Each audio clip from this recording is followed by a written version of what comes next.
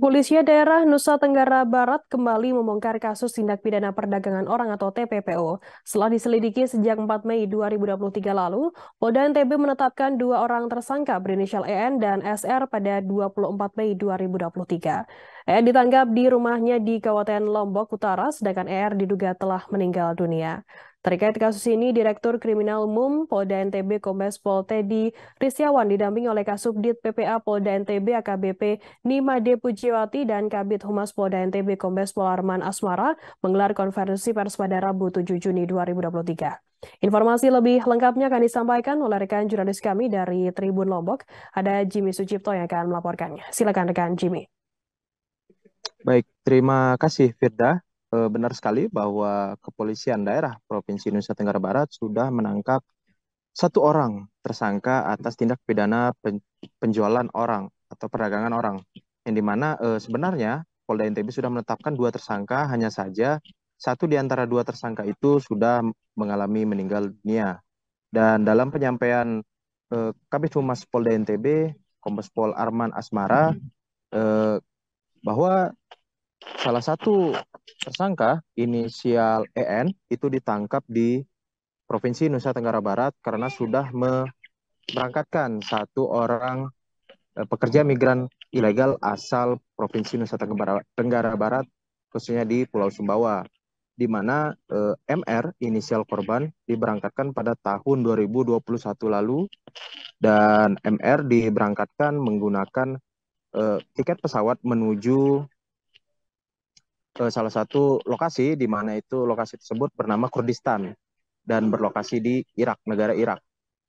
Sebelumnya MR dijanjikan uang tunai atau gaji sejumlah 7 juta rupiah dengan iming-iming 7 juta rupiah dan bekerja di negara Arab Saudi. MR setuju untuk menjadi pekerja migran. Dan EN yang dimana sebagai tersangka dan sudah ditahan di Polda NTB bekerja sama dengan SR, di mana SR dalam penyampaian Direktur Kriminal Umum Polda Nusa Tenggara Barat, Kombes Pol Teddy Rizyawan, bahwa SR diduga sudah meninggal dunia pada tahun 2020 lalu. Hanya saja pihak kepolisian masih melakukan pendalaman atau konfirmasi terhadap kepala desa setempat yang dimana lokasinya berada di Sumbawa.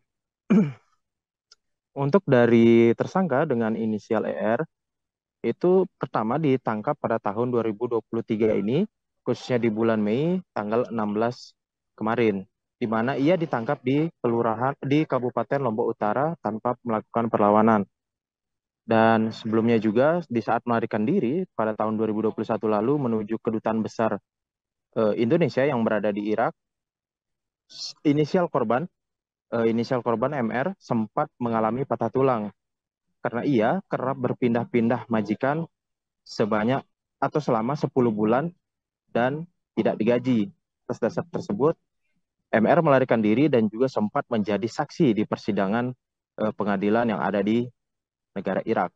Dan sepulangnya di Provinsi Nusa Tenggara Barat pada tahun 2022, MR melakukan atau memberikan pelaporan terhadap Polda Nusa Tenggara Barat, dan pihak Polda Nusa Tenggara Barat pun melakukan pencarian di mana telah ditetapkan dua tersangka, dan kini satu tersangka inisial ER akan ditahan yang dimana dikenakan pasal perlindungan pekerja migran negara Indonesia dengan maksimal hukuman 15 tahun penjara dengan denda maksimum 1,5 miliar. Demikian Firda, terima kasih.